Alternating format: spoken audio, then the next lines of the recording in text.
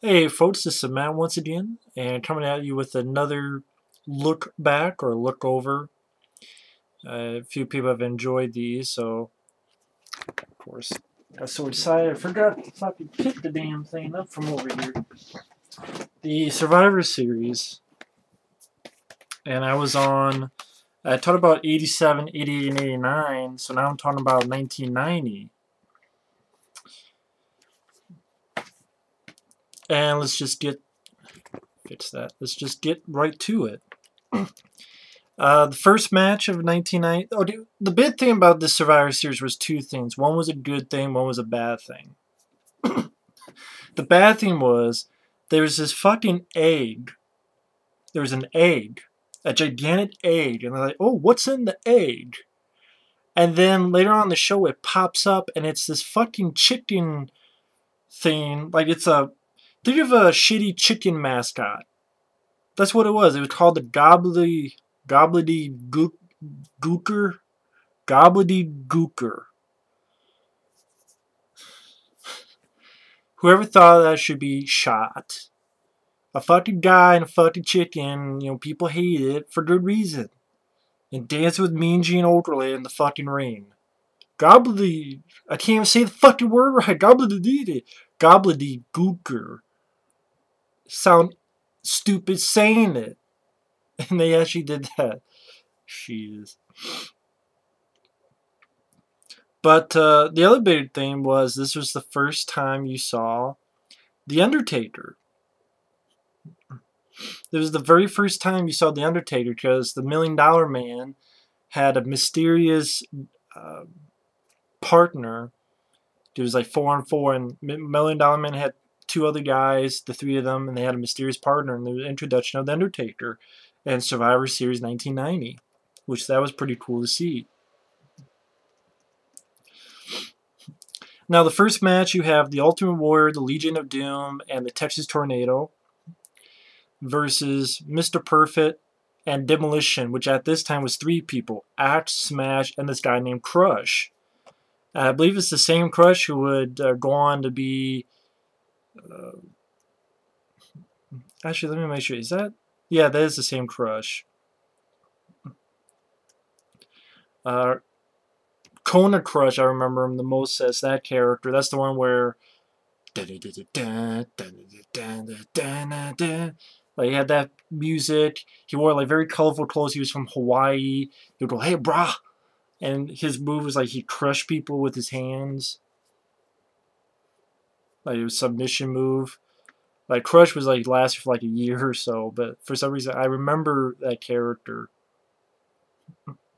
But before that, he was one of Demolition added a third person. So there's the three of them: Mr. Perfect versus Ultimate Warrior, Legion of Doom, and the Texas Tornado. I'm like, oh, cool, Legion of Doom. And Texas Tornado, this guy, I've seen some other stuff with this guy. Guy seems like, I liked him. I don't know, I liked him. I liked his... he had this haymaker punch that looked like to really knock the shit out of you. And, I don't know, just really, I liked him. I remember he won the Intercontinental belt against Mr. Perfect. That's really, like, the main thing he got to do. His real name was Kerry Von Erich. And the sad thing about him and his family were really a big wrestling family. The NWA, a lot of the old WCCW, like a lot of stuff, the Von Erich family. Looking at it, it's really sad. There's like 6 brothers. Only one of them is alive today. One of them died when they were very young, like 5, 6 years old. One of them died from health issues. And 3 of them committed suicide, including this guy in 93. Fucking sad. I mean, the last brother is like, I can't even call myself a brother anymore because, can you imagine that guy? Like, 5 of his brothers are dead. 3 from suicide. And that's just really sad. And this guy, the Texas Tornado, he, again, committed suicide in 1993. That's fucking sad. It's really depressing. I don't mean to depress people, but, Unfortunately, as part of Texas Tornado, he didn't get to do a lot in the wrestling, but when I saw him, I liked him.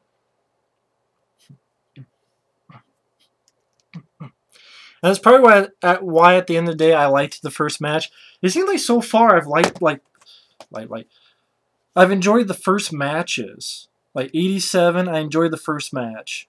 You have Ricky the Dragon Steamboat, Jake the Snake Roberts, Macho Man, and such on one team. I enjoyed the first match on 88. Maybe because I don't mind Ultimate Warrior. And in that one, I didn't mind... I don't mind Bruce the Barber Beefcake. Then 89. Well, that one in 89 I thought was okay, because I don't mind Big Boss Man and the model Rick Martel as villains. Dusty Rhodes I don't mind. Bruce Barber Beefcake I don't mind. So that was one of those that was just okay. But I enjoyed this first one. First off, Ultimate Warrior was this Soul Survivor. Which, again, I don't mind Ultimate Warrior. I know there's a new DVD Blu-ray, which I want to get sometime. The Ultimate Collection came out April 1st. I want to get that sometime on Blu-ray. Just going to save up some money for it first. But for those who like Ultimate Warrior, it's out. Because I think the Blu-ray actually has more matches on it. That's why I want to get the Blu-ray, because it has a couple more matches. The bad thing about this first match is the bullshit that happens. Okay, it's cool. Ultimate Warrior got 2 people. You know, the first guy, which was one of the Demolition, and the last guy, which was Mr. Perfect. Texas Tornado got beat by Mr. Perfect because Texas Tornado had beat Mr. Perfect for the Intercontinental, so I guess this was continuing the feud, so Mr. Perfect sort of got a little bit of his revenge at this time. So it says that Texas Tornado didn't get to pin someone, especially because, this is the bullshit of this one, 4 people got disqualified. 2 on each side. Smash and Crush for Demolition and Legion of Doom, all 4 of these guys, they're brawling inside the ring, and they all get disqualified, those 4. And I'm like, seriously? This is 4 on 4, and half the team just gets disqualified just like that. I mean, you don't have Legion of Doom pin anyone. You don't have Texas Tornado. He could have pinned he could have pinned Crush, or he could have pinned... No, all 4 of them just disqualified. And I'm like, then what was the fucking point of having them in the goddamn match? You're not going to have them pin anybody, because Ultimate Warrior pinned 1 guy. He pinned 2 guys, and then Mr. Perfect pinned Texas Tornado. And I'm like, so none of Demolition pinned anyone, and none of Legion of Doom pinned anyone, and none of Texas Tornado pinned anyone. It might as well just been fucking... I mean, the reason I liked this because Ultimate Warrior got to pin 2 people. It was cool to see. I liked him. That's why I liked it. I liked seeing Texas Tornado because, unfortunately, I know that he did a lot of stuff before, but I'm just talking about WWF. He didn't get to do a whole lot, but that was the one thing that really ticked me off about that. But other than that, I liked it. I mean, it's pretty short. I mean, it's shorter than... Well, it's a decent enough length. I didn't think it was that boring, and I thought Ultimate Warrior showed off strong, and I liked it. Seeing Texas Tornado, I liked Ultimate Warrior. He was a Soul Survivor. And what's interesting, in 1990, they did something that I thought they could have done more down the road, but they never did this again. I don't know why. The Soul Survivors of each team will go into a final match where they all, like, whoever survived each match, there's a match at the end where the survivors, they all get together and then they have one final bout. So survivors versus the survivors. I thought that was interesting. So like Ultimate Warrior, he's going to go on to the last match. And so on and so forth. I thought that was an interesting idea. That's one thing I liked about this Survivor Series. And again, the first match I liked for Ultimate Warrior and stuff. The second one, you have... Oops, wrong one.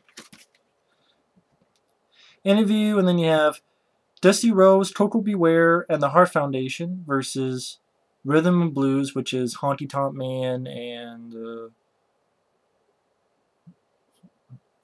who the fuck was the other guy? Hey, Rhythm and Blues. I think Great the Hammer Valentine. And the $1 Million Man. So it was Great the Hammer Valentine, Honky Tonk Man, $1 Million Man, and then the mysterious guest, which was Undertaker, his first one. And it was cool to see that. It was cool to see, you know, the first appearance of the Undertaker and how people's reaction to it were. Also, what was cool was Roddy Piper was on commentary with Gorilla Monsoon. I like Roddy Piper, so it's cool to hear him on commentary. So this is one of the Survivor Series I liked a bit more. See, again, hearing Roddy Piper and Gorilla Monsoon on commentary, I like your Roddy Piper. Cool to see Ultimate Warrior. You know, it's nice to see him in this. And you get to see him twice, in the first match and the last match. The debut of the Undertaker was cool.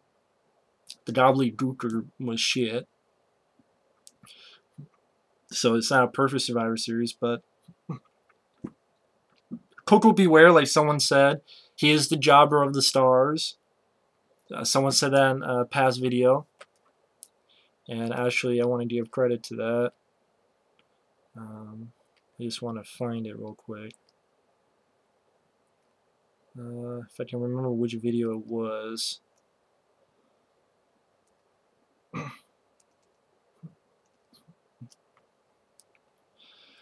Damn it, come on.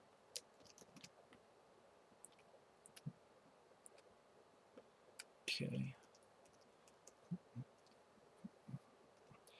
Oh yeah, some things. Business of Fear says the Garvin stomp that I mentioned.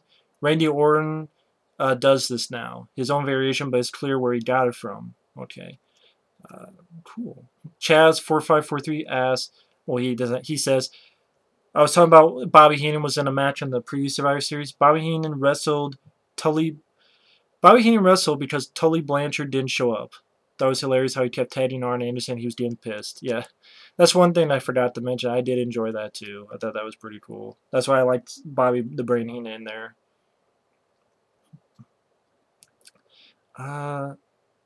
Business of Fear. Powers of Pain were a blatant rip of the Road Warriors, but both Demolition and the Warriors got the gimmicks from Mad Max 2. Demolition were more lower 200s, and LOD were more like Wes. Owen Hart was put back into the Blue Blazer gimmick at the time of his tragic death. Koko B. Ware actually portrayed the Blue Blazer during the second run. Oh, it was Business of Fear who said this. Koko was the jobber to the stars. He's right up there with Barry Horowitz as the famous jobber. Which is funny because I was watching a SummerSlam where he actually won a match. And then he like beat this guy who's a body Donna or something. He's like, this is like the third time he got to beat the same guy. Red Rooster was Terry Taylor, solid in-ring worker, but never hit a huge plateau in his career. He's still with WWE as a trainer. Hogan was the guy back then. It was all about Hogan, plus they weren't turning him heel, so they needed Macho to be the bad guy when the Mega Powers exploded. Well, Business of Fear, thank you for the info. Like I said, I'm not an expert, but it was very cool to hear about that. So I want to give some props to these guys. And the other people like Drunken Steve, hopefully you guys are still enjoying this. Because you guys are more knowledgeable about wrestling than me. But yeah, this Koko B. Ware, this guy never fucking wins. He never fucking wins. He's right. He just loses. And of course, other people look good. Like Undertaker, because he's the first one to go. Undertaker gives him the pile driver, which I'm like, okay, because I like Undertaker. I probably like older Undertaker better. I mean, they used them to go after Hulk Hogan, and like he won, I think, in the next Survivor Series. No? Was it? Shit, I can't remember. Yeah, 1991. That's where Hulk Hogan loses the championship. The next one I do. Hulk Hogan loses the championship. The Undertaker thanks to Ric Flair. But then, yeah, Tuesday in Texas, which, from what I understand, did not do that well. I don't have Tuesday in Texas. I'm sure you can find it, though, on YouTube. Or, like, maybe not YouTube, but I'm sure you can find it somewhere on the internet. I know I've seen it on the internet before. But it was like a business. Maybe it was something like they tried to see if they can have another pay-per-view event, but Tuesday in Texas didn't work out well, I guess. Or who knows, maybe it was a one-time thing. But I know you had like Jake the Snake Roberts versus Macho Man, and I remember the promos for Jake the Snake Roberts Tuesday in Texas being really good. Like the promos he did for it on that Tuesday in Texas. But anyway, like they sit Hulk Hogan on, Undertaker on Hulk Hogan. Then quickly after, he sort of became like a good guy. But yeah, it was cool to see Undertaker, powerful. There's a Tombstone Pound out of Coco Beware.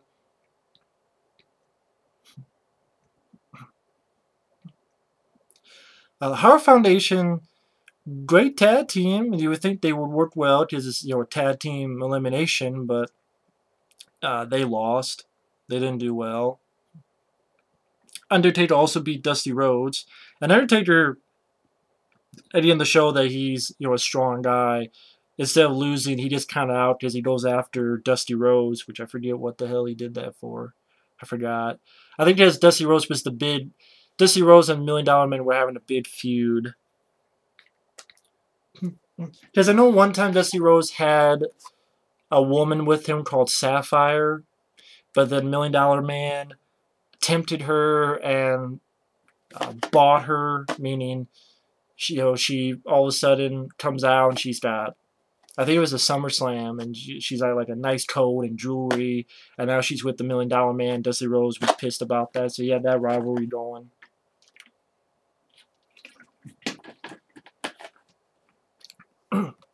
So $1 Million Man brought a weapon of his own, which was Undertaker.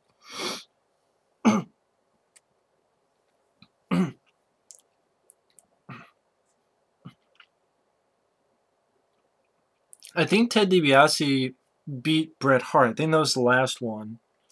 And then Ted DiBiase was the last survivor, so he went off into the last match. And I was entertained by this one too. Didn't feel too long, and again, it was nice to see the introduction of the Undertaker. I think that's mainly why. The next one, though, I fucking hated. And there's 1, 2, wait, wrong one. 1, 2, 3, 4, 5, 6 matches. So the first one with Ultimate Warrior and such I liked, because I like seeing Ultimate Warrior. I like seeing Texas Tornado, but 2 of Demolition and 2 of Legion of Doom just getting disqualified was, I think, bullshit. So the second one was IC Undertaker introduced. The third one, this one was total bullshit. This one I fucking thought was total dog shit. Because you had Jake the Snake Roberts, you had the Rockers, Martin Jannetty and Shawn Michaels, and then you had Jimmy Snuka versus Rick the Model Martel, the Warlord, this guy named Paul Roma, and Hercules. And everybody on one team lost. Like, again, Martin Jannetty and Shawn Michaels, they're a good tag team. You just made them look like chumps in this. And a lot of these, you make the Rockers, again, a really good tag team. I would say one of the best tag teams you had at that time. And you did jack shit with them. I mean, hell, one of them's fucking Shawn Michaels, who would, look how big he got. He did nothing.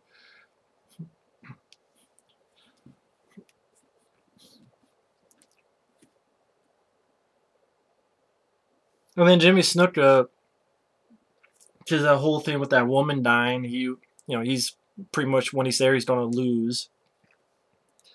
But Jake the Snake Roberts, once again, it's like, I swear, they always treat him like shit. Like,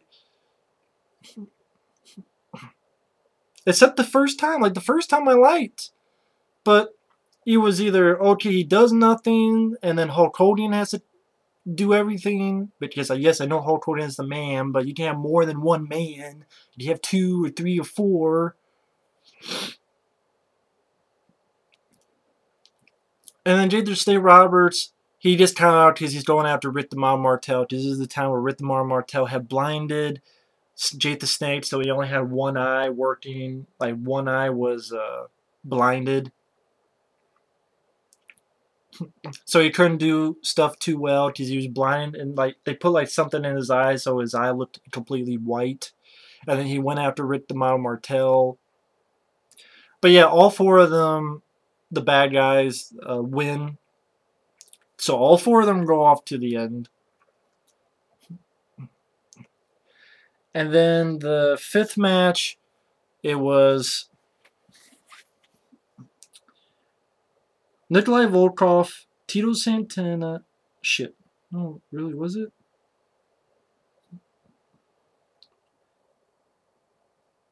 Wait a minute, am I missing one?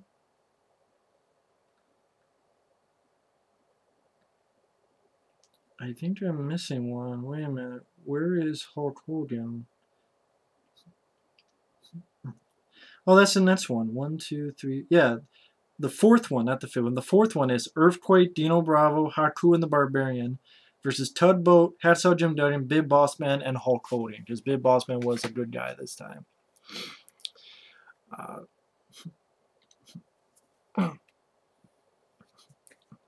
Once again, the thing about this was you have 8 people. 3 of them are not really losses because Jim Duggan is so stupid, his character. He just goes in with a 2x4 and hits Earthquake, disqualified, and then he goes, "What are you talking about? Why am I disqualified? I just hit a guy with a 2x4. And I'm like, because, you know, they don't want him to lose, and it doesn't matter if he wins because he's good with the crowd. The crowd still loves him. Tugboat and Earthquake, who would later be the Natural Disasters, Typhoon, Earthquake, they both get counted out.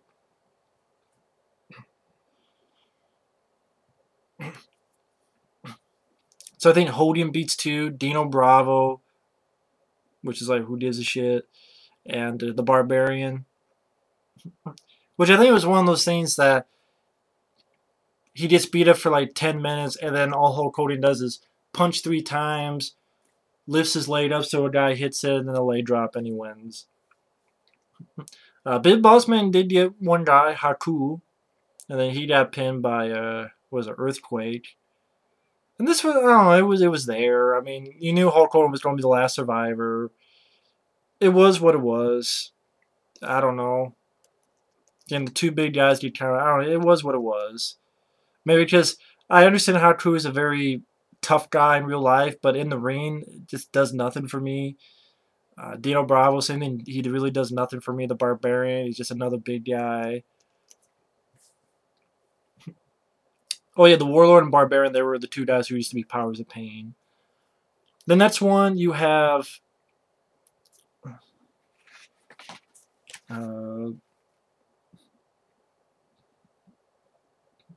Nikolai Volkov, Tito Santana, and the Bushwhackers versus Sergeant Slaughter, Boris Zukov, and Orient Express. This was sort of a weird one because, like, right off the bat, the other 3 guys, the Orient Express and the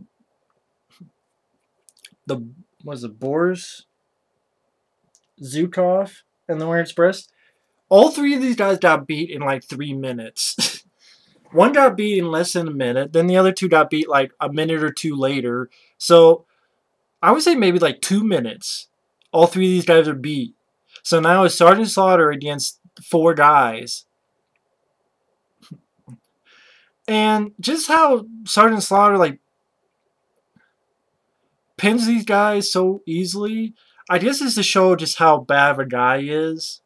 Because, you know, Sergeant Slaughter, he's a guy who by this point has turned traitor, and he's now against the USA and saying bad things about the troops and during the Gulf War, and show how bad he is. That, you know, there's 4 against 1, but yet, you know, there's Sergeant Slaughter, he gets 1, he gets 2, he gets 3, and I'm like, why can't you do this with Jake the Snake Roberts and some other people? But because Sergeant Slaughter, they don't push him as the big bad guy, which I think by 91 or so, I think he would be against Hulk Hogan in WrestleMania, I believe. Could be wrong, but I believe that's the case. Yeah, because I think he beats Ultimate Warrior from cheating for their belt. And Hulk Hogan comes in at WrestleMania and beats Sergeant Slaughter. The thing is, Sergeant Slaughter, back in the day, I watched some of his stuff like with Iron Sheik. There's some bloody matches, and he's pretty good. Here, he's okay. It just really, just how quickly it just turns though. Like in 2 minutes, now it's 4 against 1, and then like 2 minutes later, Sergeant Slaughter beats 1, 2, 3 guys. He beats the Bushwhackers. He beats Nikolai Volkov. It just, wow, these guys are losers. But I noticed to make Sergeant Slaughter bigger. And Sergeant Slaughter didn't really lose. Well, he lost, but he wasn't pinned because he was disqualified. So Tio Santana wins. Well, a few times you don't hear that. Tio Santana wins. But I understand as Sergeant Slaughter, they have to make him big and, you know, tough, and, you know, he's gonna be sort of the main bad guy, which I understand. But I don't know. Is it? I was. Maybe because I'm not a big Tio Santana guy. Maybe because really anybody. I don't mind Sergeant Slaughter when he was a good guy, but I mean I understand at that time why he was made to be a bad guy. So yeah, you know, it was like seeing Sergeant Slaughter wrestle, but he wasn't. I would say he wasn't really the top best wrestler. That his older stuff is better, I will admit. But it was one of those. It was there. I mean, it was short enough. It was like 10 minutes. It went by pretty quick because it did go by pretty quick. So maybe that's why it didn't bother me too much. But it was there. And then the last one, the winners of the Survivor Series, they all got together for one last match. One was Tito Santana, Hulk Hogan, and Ultimate Warrior. And the other was Rhythmon Martel, Power and Glory, The Warlord, $1 Million Man, Ted DiBiase. So it was like 3-on-5.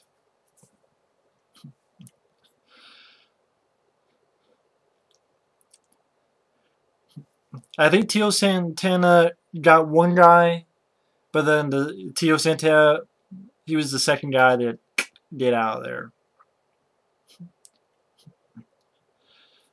And then, really,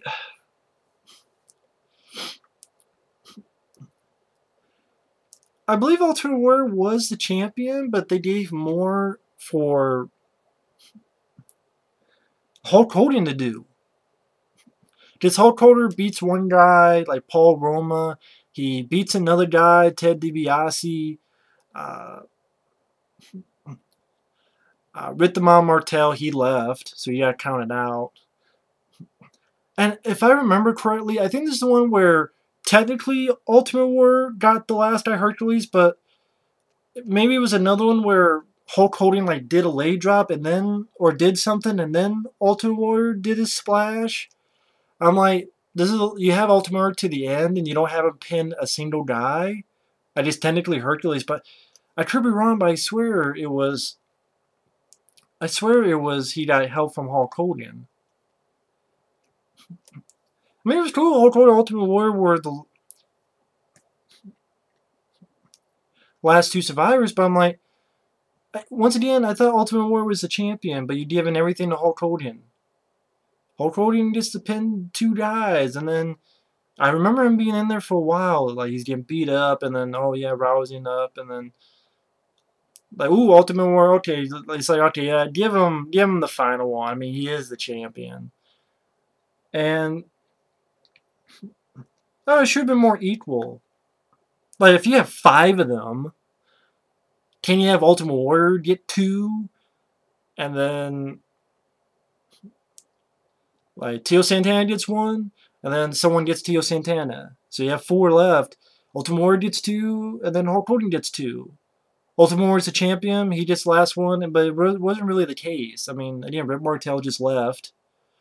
And then, like, Ted DiBiase can get beat by Hogan.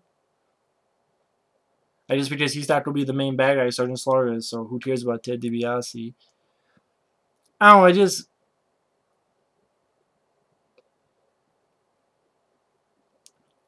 I don't know.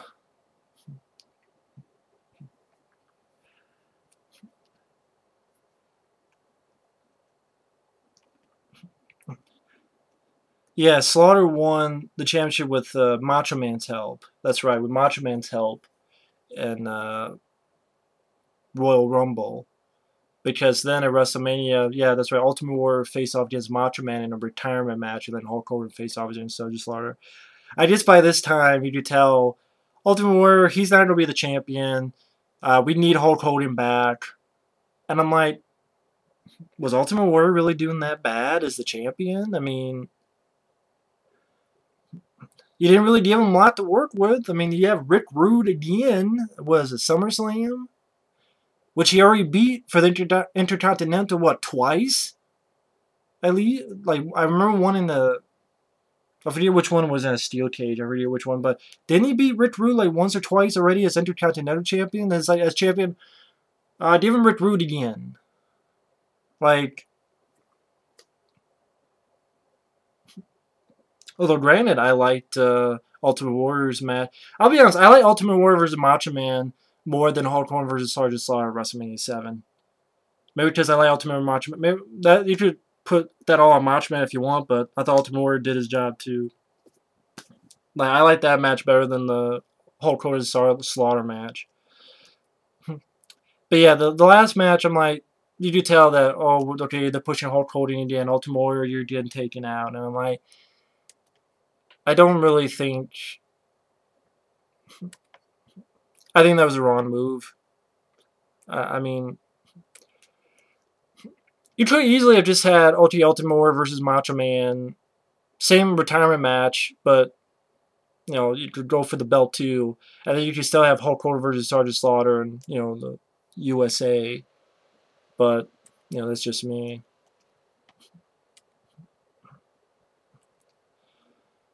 I guess maybe they thought Ultimate Warrior wasn't doing that well. So, once again, it's a Survivor Series. I liked some stuff. I liked the first one. Although the DQs were bullshit of LOD and 2 of the Demolition, but I liked Ultimate Warrior and Texas Tornado. Second one, nice to see the introduction of Undertaker. The third one, I thought they really did a shitty job with Jake the Snake Roberts. I mean, the whole thing that he just had one eye and, you know, everyone on his team losing. The fourth one with Hulk Hogan was, you know, it was there. One with Sergeant Slaughter was there too. The last one, it was there, but, you know, I didn't really care for.